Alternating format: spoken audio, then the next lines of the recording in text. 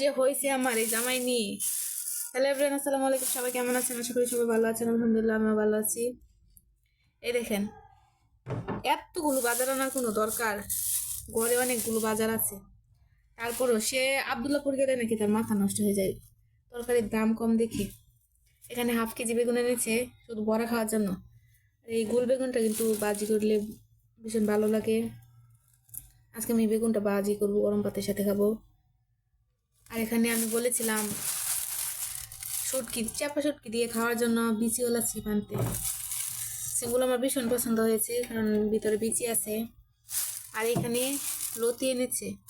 এটা আমার কাছে বাঁচতে যতটা বিরক্ত লাগে, খেতে কিন্তু ততটাই মজা। কি আর করবো বলেন, খাওয়ার জন্য তো বাঁচতেই হবে। আর রমজান, কথা বলি রমজান তো সে অনেক দূর। তার আগে সে খেজুর নিয়ে এসেছে বলেন, এখনো রমজানের কত দূর, কি আর করবে।